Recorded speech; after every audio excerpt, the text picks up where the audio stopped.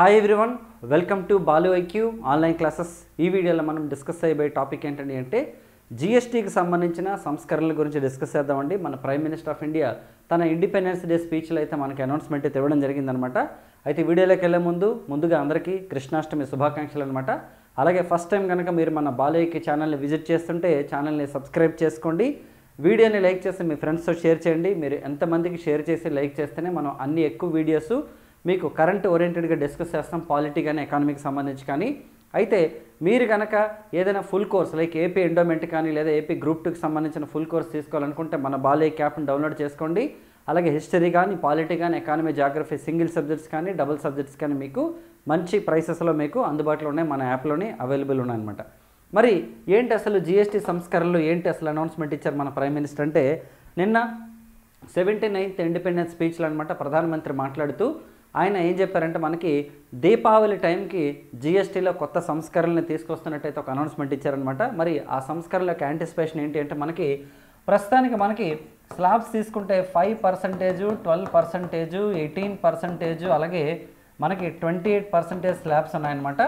Okay, essential goods మీద 5%, సాధారణమైనటువంటి goods and services మీద 12%, కొంచెం లగ్జీరియస్ అయితే 18%, అండ్ మోర్ లగ్జీరియస్ అండ్ లావిష్తో పాటుగా కొన్ని హానికరమైనటువంటి వస్తువులు మరియు సేవలపై అనమాట 28% జిఎస్టీ అనేది విధిస్తున్నారు అనమాట. జిఎస్టీ అనేది మనకి అయితే దీనిని ఒక 12%ని అలాగే 28%ని రిమూవ్ చేస్తూ కేవలం 5% మరియు 18% మాత్రమే జిఎస్టీ ఉండేలా అనమాట కొన్ని ప్రతిపాదనలు అయితే సిద్ధం చేస్తుంది అనమాట కేంద్ర ప్రభుత్వం.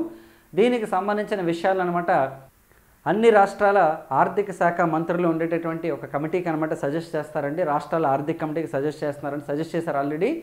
ఆ కమిటీ అనమాట మొత్తం అంతా రివ్యూ చేస్తుంది. కేంద్ర ప్రభుత్వం ఇచ్చిన ప్రతిపాదన రివ్యూ చేసిన తర్వాత నెక్స్ట్ మంత్ జరిగేటటువంటి జిఎస్టీ కౌన్సిల్ మీటింగ్లో అనమాట వాళ్ళ యొక్క ప్రతిపాదనలు ఇస్తారండి. ఒకవేళ కనుక అది సక్సెస్ అయినట్లయితే మనకి జిఎస్టీ అయితే భారీగా తగ్గేటటువంటి అవకాశం ఉంటుందండి. 5%, 18% మాత్రమే జిఎస్టీ ఉంటుంది. కానీ కొన్ని ప్రోడక్ట్లు ఏవైతే హానికరమైన ఉంటాయో దాదాపు 7 ప్రోడక్ట్స్ వరకు మాత్రం వాటికి 40% జిఎస్టీ అనేది తీసుకొస్తున్నారండి. ఎగ్జాంపుల్ తీసుకుంటే పొగాకు అవ్వచ్చు, లేదా కొన్ని ఆన్లైన్ గేమింగ్ ప్లాట్ఫామ్స్ ఉంటాయి కదా, వాటి మీద కూడా 40% జిఎస్టీ అనేది విధించే అవకాశం ఉందన్నమాట. బట్ ఏంటండి అంటే ప్రస్తుతానికి ఉన్నటువంటి 4 స్లాబ్స్లో మాత్రం 5% జిఎస్టీ ఉంటుంది, 18% జిఎస్టీ మాత్రం ఉంటుంది అనమాట. దీనివల్ల చాలామందికి బెనిఫిట్ అవుతుంది. గవర్నమెంట్కి అయితే కొంతకాలం పాటు ఆదాయం తగ్గినప్పటికి కూడాను తర్వాత కాలంలో ఆదాయం ఆటోమేటిక్గా పుంజుకుంటుందని చెప్పేసి మనకి ఆర్థిక శాఖ వర్గాలు అయితే చెప్పాయన్నమాట. మరి జిఎస్టీ విషయానికి వస్తే గూడ్స్ అండ్ సర్వీస్ ట్యాక్స్ అంటే భారతదేశంలో ఉన్నటువంటి అన్ని రకాల మనకి ఏదైతే మనకి ఇండైరెక్ట్ ట్యాక్సెస్ అన్నింటినీ కూడా తీసేసి ఆల్మోస్ట్ మనకి జిఎస్టీ అనేది మనకి 2017 ఓకే జూలై 1 నుంచి మనకి తీసుకురావడం జరిగిందనమాట. చాలా చాలా ఇంపార్టెంట్. మరి 101వ రాజ్యాంగ సవరణ ద్వారా భారతదేశంలో 101 కాన్స్టిట్యూషనల్ అమెండ్మెంట్ ద్వారా మనకి జిఎస్టీ అనేది ఇంట్రడ్యూస్ చేస్తారండి. గూడ్స్ అండ్ సర్వీస్ ట్యాక్స్ అనమాట. చూడండి, ఒక ప్రోడక్ట్ని మనం గూడ్ ఆర్ సర్వీస్ అంటాం అనమాట. ఏదైనా సరే ప్రోడక్ట్ అనమాట, అది గూడ్ అవ్వచ్చు సర్వీస్ అవ్వచ్చు, దాన్ని మనం ప్రోడక్ట్ అంటాము. సో ఒక ప్రోడక్ట్ అనేది వెదర్ గూడ్ అవ్వచ్చు సర్వీస్ అవ్వచ్చు అనమాట. సో ఇలా మనకి ఫ్యాక్టరీ కాస్ట్ నుంచి మార్కెట్ ప్రైస్లోకి వచ్చే టైంలో ఓకే ప్రభుత్వం అనమాట కొన్ని ట్యాక్సులు విధిస్తుంది, ఇండైరెక్ట్ ట్యాక్సెస్. సో ఆ మార్కెట్ ప్రైస్లోకి మనకి మళ్ళీ 2 రకాలు ఉంటాయన్నమాట. ఒకటి హోల్సేల్ ప్రైసు, రీటైల్ ప్రైస్ ఉంటుందన్నమాట. ఆ రీటైల్ ప్రైస్ని మనం ఓకేనండి ఎంఆర్పి అంటాం అనమాట. దీన్ని మనం మ్యాక్సిమం రీటైల్ ప్రైస్ అంటాం అనమాట. బ్రాకెట్లో మనకి ఏంటుంటుందంటే ఇంక్లూడింగ్ ఆల్ ద ట్యాక్సెస్ అని ఉంటుందండి. సో ఇంక్లూడింగ్ జిఎస్టీ అనమాట. యాక్చువల్లీ మనం జిఎస్టీలు తీసుకుంటే మనకి సెంట్రల్ జిఎస్టీ ఉంటుంది, స్టేట్ జిఎస్టీ ఉంటుంది, యూనియన్ టెరిటరీ జిఎస్టీ ఉంటుంది, ఇంటిగ్రేటెడ్ జిఎస్టీ ఉంటుంది అనమాట. మరి ఇదంతా వేరే విషయాలు మనకి. అయితే ఈ జిఎస్టీ కౌన్సిల్కి చెప్తారన్నారు కదా, ఇదే మోస్ట్ ఇంపార్టెంట్ ఆర్టికల్ అండి మనకి జిఎస్టీ చట్టంలో తీసుకుంటే 279A ఆర్టికల్ అండి. 279A article of the constitution deals with the GST council and GST మండలి అనమాట.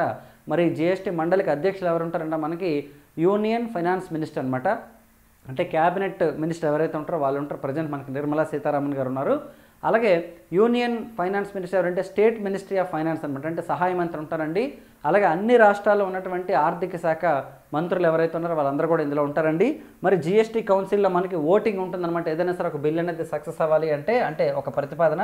సో 1/3 ఓట్స్ వచ్చేసి కేంద్ర ప్రభుత్వం అనుకుంటే రాష్ట్రాలు అనమాట 2/3 ఓట్ని కలిగి ఉంటాయన్నమాట. ఇది చాలా చాలా ఇంపార్టెంట్. సో మరి జిఎస్టీ అనేది మనకి 2017 జూలైలో అమల్లోకి వచ్చిందండి. 101వ రాజ్యాంగ సవరణ చట్టం ద్వారా వచ్చింది. మరి చాలాసార్లు మనకి అడిగిన క్వశ్చన్స్ ఏంటండి అంటే జిఎస్టీ కౌన్సిల్ మీద అడిగారు, జిఎస్టీ ఎప్పటి నుంచి అమల్లోకి వచ్చింది అన్నారు, అలాగే జిఎస్టీని అమలు చేస్తున్న మొట్టమొదటి దేశం ఏదంటే మనకి ఫ్రాన్స్ దేశం ఫస్ట్ అమలు చేస్తుంది అన్నమాట జిఎస్టీ అనేది. అలాగే నెక్స్ట్ తీసుకుంటే మనం ఓకే, భారతదేశంలో జిఎస్టీ అనేది పార్లమెంట్ యాక్సెప్ట్ చేసిన తర్వాత ఆల్మోస్ట్ మనకి సగం కంటే ఎక్కువ రాష్ట్రాలకు పంపించారండి. సో అలా జిఎస్టీని రాటిఫై చేసిన మొట్టమొదటి స్టేట్ ఏదైతే మనకి అస్సాం అనమాట. సో ఇది జిఎస్టీకి సంబంధించిందండి. దీపావళి సమయానికి ఒక న్యూస్ అయితే వచ్చే అవకాశం ఉందన్నమాట. సో కాబట్టి జిఎస్టీకి సంబంధించి ఇంకే ఇంప్రూవ్మెంట్స్ ఉన్నా ఎకనామిక్స్ కరెంట్ అఫైర్స్లో భాగంగా నేను మీకు అందిస్తానండి. నా ఎక్స్ప్లెనేషన్ కనుక మీకు నచ్చినట్లయితే మన ఛానల్ని సబ్స్క్రైబ్ చేసుకోండి, వీడియోని లైక్ చేసి మీ ఫ్రెండ్స్తో షేర్ చేయండి. ఇంకా polity and economic current affairs చాలా చెప్తాను. అలాగే కింద డిస్క్రిప్షన్లో ఉన్నటువంటి లింక్ ద్వారా మీరు మన బాలు ఐక్యూ యాప్ని డౌన్లోడ్ చేసుకోండి, లేదంటే ప్లే స్టోర్లోకి వెళ్ళి మన బాలు ఐక్యూ యాప్ని డౌన్లోడ్ చేసుకోండి. సో నెక్స్ట్ వీడియోలో మళ్ళీ కలుద్దాం. Thank you so much and wish you all the best.